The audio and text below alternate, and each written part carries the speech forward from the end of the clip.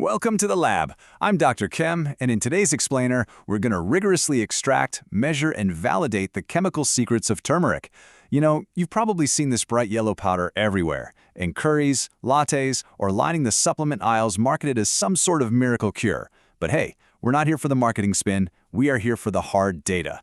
Today, we're literally putting the golden spice under the microscope, well, actually through the chromatograph, to find out exactly what's inside it, how much of it is actually there, and how we can mathematically prove it. Let's get to work. Okay, here's our lab protocol for today. We'll start with part 1, meet the golden spice. Then we'll move right into lab prep and materials, followed by the experimental procedure. Next, we'll crunch the numbers in observations and calculations, and wrap it all up with results and real-world applications. All right, Section 1. Meet the golden spice, the chemistry of turmeric. So, turmeric. It comes from the Curcuma longa plant, and humanity has been using it for over 2,500 years in traditional medicine and cooking. But scientifically speaking, we're on the hunt for a very specific group of active compounds called curcuminoids. These are fat-soluble polyphenolic pigments. They're exactly what gives the spice that incredibly vibrant yellow color, and way more importantly, they are the literal engines driving all those legendary health benefits we hear about. Now, looking at these molecular architectures, you'll see our main target is curcumin, but it doesn't work alone. It almost always brings along its structural cousins, dimethoxycurcumin and bis-dimethoxycurcumin. Together, this trio makes up the curcuminoids. See those symmetric aromatic rings connected by that carbon linker? That specific geometry right there is exactly what gives curcumin its massive antioxidant power, basically allowing it to roam around and scavenge harmful free radicals in your body. But naturally, there's a catch. The biggest hurdle we face in pharmacology with this stuff is that curcumin is highly hydrophobic. Because of that exact molecular structure we just looked at, it absolutely hates water. It has incredibly poor water solubility. So if you just eat raw turmeric powder, your body really struggles to absorb it. It can't easily cross cell membranes, and it gets rapidly metabolized and flushed right out. This is known as the bioavailability problem. And it's precisely why we need these advanced analytical methods to quantify it, so we could eventually engineer better ways to get it directly into the human bloodstream. Moving on to Section 2, lab prep and materials, setting up the experiment. Okay, so to actually quantify the curcumin in a random turmeric sample, we absolutely need a perfect baseline to compare it to.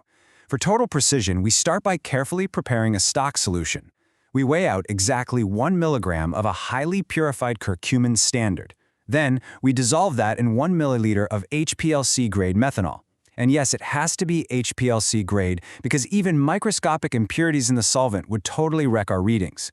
We filter it down and prepare a working solution diluted to exactly 100 micrograms per milliliter. Boom! We now have a known reference point for our instruments. Now, alongside our standard, the whole methodology relies on using top-tier, high-purity materials. Our test subject today is a dried Curcuma longa rhizome extract. To separate things out, we're using pre-coated TLC silica gel 60F254 aluminum plates. Those plates act as the stationary phase, where the physical separation of the molecules actually happens. And of course, we are leaning heavily on ultra-pure solvents like methanol and acetonitrile, just to ensure our baseline stays absolutely flawless throughout the test. All right, Section 3, the experimental procedure, analyzing the sample. So, we essentially have two totally different ways to look at our sample here. On the one hand, there's UV-Visible spectrophotometry.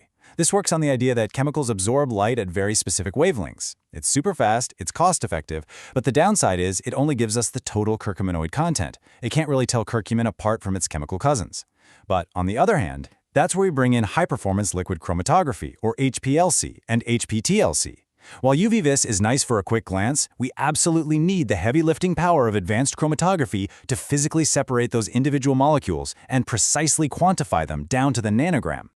Let's drill down into that HPTLC method for a second.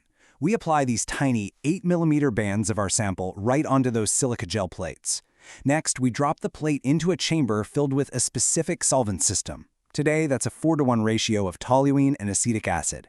Now, as that solvent creeps up the plate, it actually drags the compounds along with it. And because curcumin has a very specific weight and polarity, it travels at its own unique speed, pulling itself away from the rest of the turmeric extract.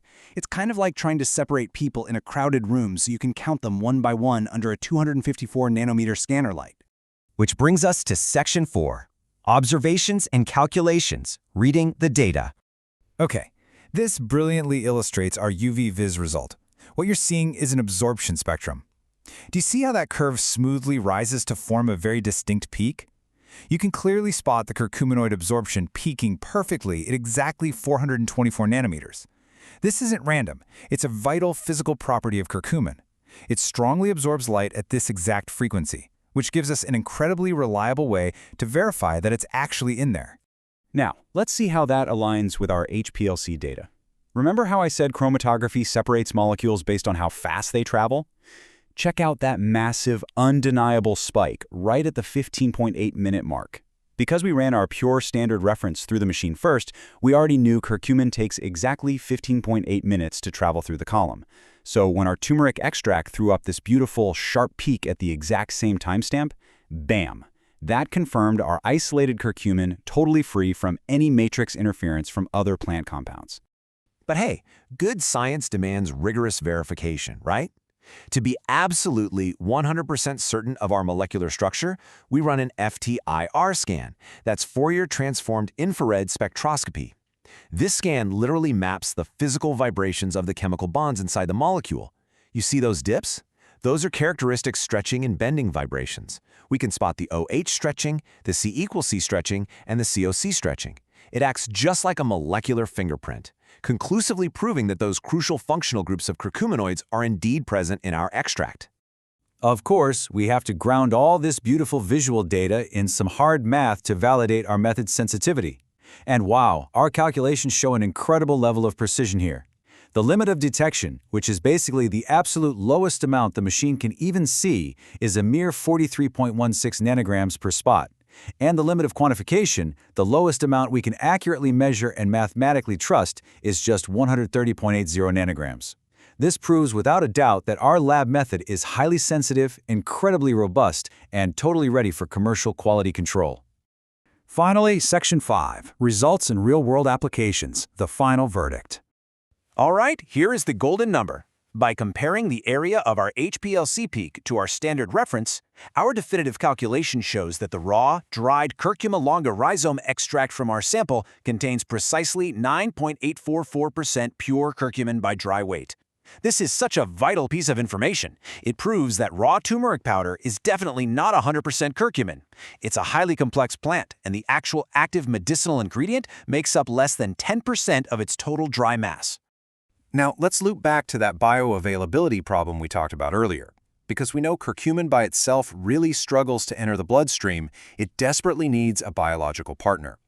So modern formulations cleverly pair it with an alkaloid called piperine. That's the exact compound that gives black pepper its spicy kick. Piperine actually blocks certain digestive enzymes in your liver and intestines, which effectively acts as a shield for the curcumin. Combining these two together has been scientifically proven to massively boost curcumin absorption by an absolutely mind-blowing 200%. And when we successfully extract this roughly 9.8% concentration and pair it with a bioenhancer like piperine, the medical applications are just remarkable. This proven chemical concentration is the exact engine driving turmeric's incredible ability to fight inflammation and act as a super-potent antioxidant. Lab studies show it can even modulate oxidative stress in neurodegenerative conditions like Parkinson's and Alzheimer's. It even shows anti-diabetic effects by inhibiting alpha-glucosidase. That's an enzyme that turns carbs into sugars, so it actually delays glucose absorption.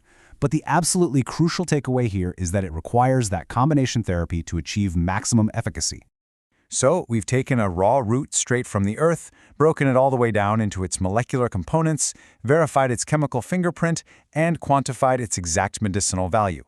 The next time you reach for a turmeric supplement or order one of those trendy golden lattes, I really hope you remember the rigorous chromatography and the precise percentages happening right behind the scenes. All right, class dismissed. Keep questioning the chemistry behind the world around you, and I'll see you in the next explainer.